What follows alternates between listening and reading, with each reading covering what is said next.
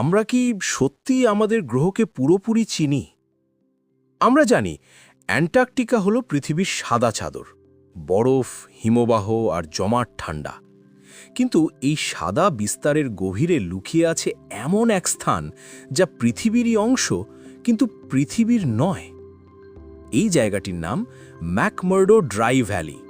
এমন এক উপত্যকা যেখানে গত ২ মিলিয়ন বছর ধরে প্রায় কোনো বৃষ্টি বা তুষারপাত হয়নি। এর শুষ্কতা সাহারা মরুভূমির থেকেও বেশি। এটি আমাদের গ্রহের সবচেয়ে এলিয়েন সদৃশ স্থান। বরফের সাম্রাজ্যের ঠিক কেন্দ্রে থেকেও কিসের শক্তিতে এই জায়গাটি চিরতরে শুষ্ক?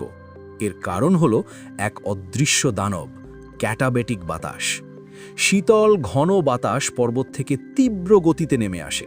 পথে যা কিছু আর্দ্রতা পায় সব শুষে নেয়। এই বাতাস এই উপত্যকাকে চিরতরে এক শীতল মরুভূমিতে পরিণত করেছে। এই রুক্ষতা এতটাই চরম যে এখানে মাটিতে কোনো জৈব পদার্থ নেই।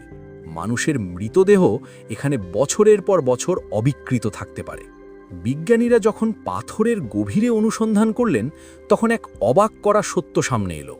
পাথরের একেবারে ভেতরের স্তরে আলো আর তাপের নাগালের বাইরে বেঁচে আছে কিছু অদ্ভুত অণুজীব। এদের বলা হয় ক্রিপ্টো এন্ডোলিথস। এরা বরফের দানার মধ্যেকার সামান্য আর্দ্রতাকে কাজে লাগিয়ে এবং কঠিন শিলা থেকে শক্তি আহরণ করে টিকে থাকে।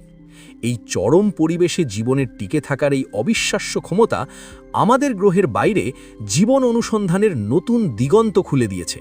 অবিশ্বাস্য হলেও সত্যি, নাসা এই ম্যাকমার্ডো ড্রাই ভ্যালিকে ব্যবহার করে মঙ্গল গ্রহে মিশনের প্রস্তুতির জন্য।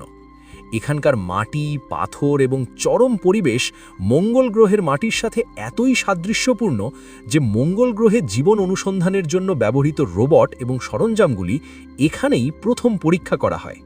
আমরা কি আসলে অ্যান্টার্কটিকায় দাঁড়িয়ে মঙ্গল গ্রহের দিকে তাকিয়ে আছি? ম্যাকমার্ডো ড্রাই ভ্যালি রহস্যের এক নীরব উপত্যকা। এটি একাধারে আমাদের গ্রহের সবচেয়ে শীতল মরুভূমি এবং মহাকাশের দরজা।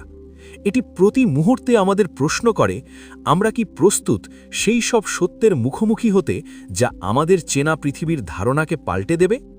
এই রহস্যময় যাত্রা যদি আপনার ভালো লেগে থাকে, তাহলে ভিডিওতে একটি লাইক দিন আর আমাদের চ্যানেলে সাবস্ক্রাইব করে রাখুন এমন আরও অজানা জগতের সন্ধানে।